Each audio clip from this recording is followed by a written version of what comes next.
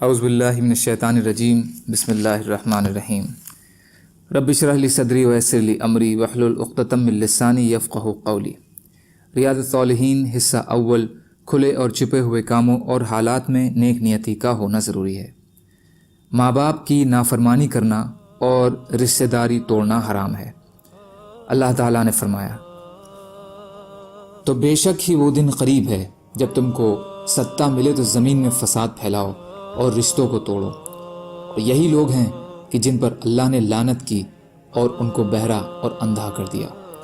اور فرمایا اللہ تعالیٰ نے، جو لوگ اللہ کے حکم کو توڑتے ہیں اس کی مضبوطی کے بعد اور اس چیز کو کاٹتے ہیں جس کے جوڑنے کو اللہ نے حکم دیا ہے اور زمین میں فساد پھیلاتے ہیں، یہی لوگ ہیں جن کے لیے لعنت ہے اور ان کے لیے برا گھر ہے۔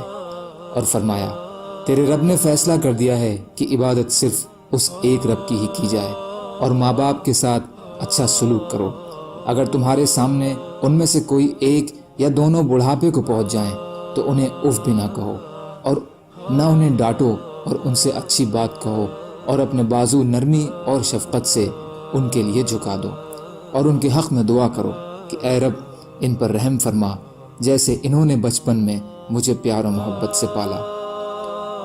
حضرت ابو بکرہ نفیع بن حارث رضی اللہ تعالی عنہ سے روایت ہے کہ رسول اللہ صلی اللہ علیہ وسلم نے فرمایا، کیا میں تمہیں سب سے بڑے گناہ کی خبر نہ دوں؟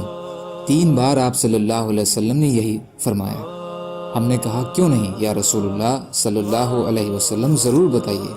آپ صلی اللہ علیہ وسلم نے ارشاد فرمایا، اللہ کا شریک ٹھہرانا، ماں باپ کی نافرمانی کرنا۔ اور آپ صلی اللہ علیہ وسلم ٹیک لگائے ہوئے تھے، پھر سیدھے ہو کر بیٹھ گئے اور فرمایا، سنو، جھوٹی بات کہنا اور جھوٹی گواہی دینا یہ بھی بڑے گناہوں میں سے ہے۔ پھر آپ صلی اللہ علیہ وسلم اس بات کو دہراتے رہے یہاں تک کہ ہم نے کہا، کاش آپ صلی اللہ علیہ وسلم خاموش ہو جائیں۔ بخاری و مسلم۔ فائدہ، اس میں کچھ کبیرہ گناہوں کا بیان ہے۔ کبیرہ گناہ وہ ہیں جس کے کرنے پر قرآن کریم یا حدیث شریف میں سخت وعید آئی ہو۔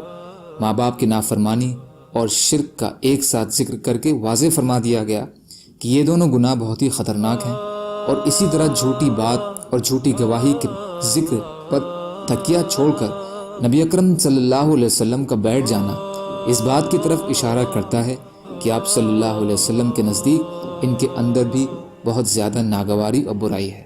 اللہ تعالیٰ ان تمام گناہوں سے مسلمانوں کو بچائے رکھے۔